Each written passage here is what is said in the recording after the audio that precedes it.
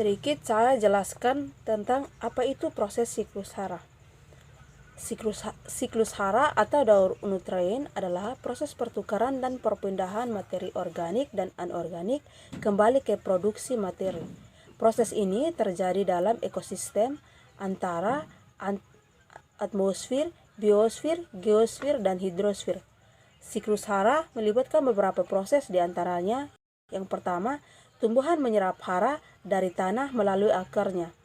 Yang kedua, hara yang diserap tumbuhan kemudian terakumulasi dalam jaringan tumbuhan. Yang ketiga, hara yang terakumulasi dalam jaringan tumbuhan akan kembali ke tanah, baik secara langsung maupun tidak langsung, sebagai bahan organik. Yang keempat, bahan organik yang kembali ke tanah akan dioksidasi melalui proses dekomposisi sehingga menjadi sumber energi bagi heterotrof. Bakteri pembusuk akan mengurangi zat-zat organik yang tidak terpakai menjadi air, karbon dioksida, amoniak, dan garam mineral.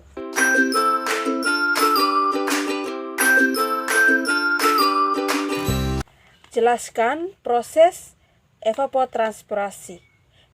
Evapotranspirasi merupakan proses penguapan dan transpirasi air dari permukaan tanah ke atmosfer.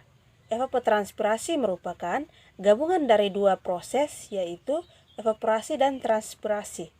Evaporasi sendiri merupakan proses penguapan air dari tanah, badan air, dan tepi kapiler muka air tanah. Evaporasi terjadi karena pemanasan sinar matahari. Yang berikut transpirasi. Transpirasi merupakan proses penguapan air dari tanaman melalui stomata atau mulut daun. Transpirasi terjadi akibat proses respirasi dan fotosintesis.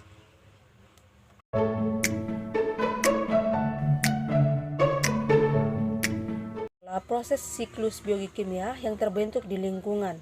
Siklus biokimia adalah proses kimia yang terjadi antara organisme hidup dan lingkungannya untuk mendaur ulang sumber daya kimia. Berikut adalah beberapa contoh siklus biokimia. Yang pertama, siklus sulfur. Sulfur dilepaskan ke atmosfer oleh pelapukan batuan dan diubah menjadi sulfat. Yang kedua, siklus nitrogen. Nitrogen gas di atmosfer diubah menjadi senyawa nitrogen yang dapat digunakan oleh tumbuhan. Yang berikut, siklus karbon. Karbon berpindah dari tumbuhan dan hewan ke tanah ketika keduanya mati. Siklus biokimia memiliki peran penting dalam menyediakan molekul yang dibutuhkan untuk pertumbuhan dan reproduksi organisme hidup. Aktivitas manusia dapat mengubah siklus biokimia dan meningkatkan kerentanan keanekaragaman hayati, ketahanan pangan, kesehatan, dan kualitas air terhadap perubahan iklim.